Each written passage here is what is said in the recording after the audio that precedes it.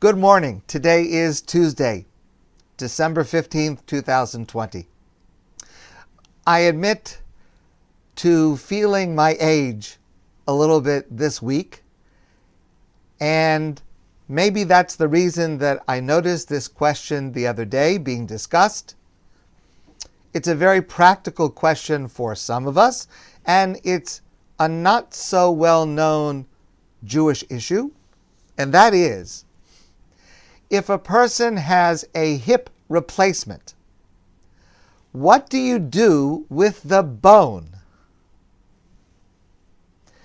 A piece of bone, of course, is removed. So, what do you do with it? In Jewish law, it is a disputed issue. But preferably, you should try to bury it. Now, I don't know what the hospital will say if you ask for the bone to take home to bury. I'm not sure how they work that out, but at least according to Jewish law, you should try. And the reason is that according to Jewish law, when a person passes away, the body should be buried in the ground. That is actually a mitzvah in the Torah, one of the 613 commandments in the Torah.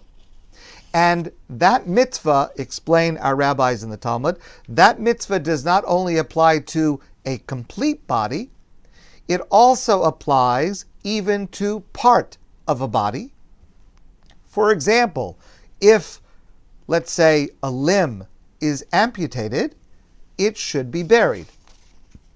Now, this does not apply to a tooth. It does not apply to an internal organ like an appendix or tonsils. It only applies to part of the body that is bone covered by flesh.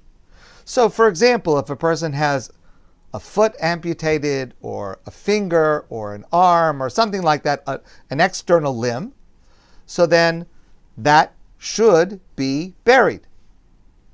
The reason that the hip bone is a disputed issue is because it's a little bit of a gray area, because on the one hand, it is bone covered by flesh. On the other hand, it's not covered by skin. In other words, it's not an external limb like a finger or a foot, and therefore it's disputed among halakhic authorities. But if it is possible, it is preferable to bury it. The next question, of course, is where should you bury it? So, a Jewish funeral home and a Jewish cemetery should be able to help with this. In many Jewish cemeteries, there is actually a designated area for limbs like this to be buried. If you own a burial plot already, you can bury it in your plot. Sort of like a down payment before the final deposit. It does seem a little eerie to think or to see a part of your body already buried in your plot, but this does accomplish the halakhic goal that a body should be buried as intact as possible, even if it is at different time periods through your life.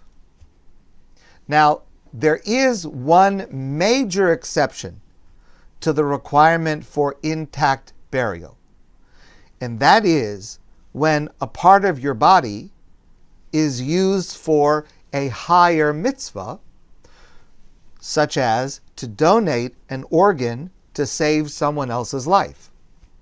That mitzvah clearly takes precedence over the mitzvah of intact burial or the mitzvah of burial at all.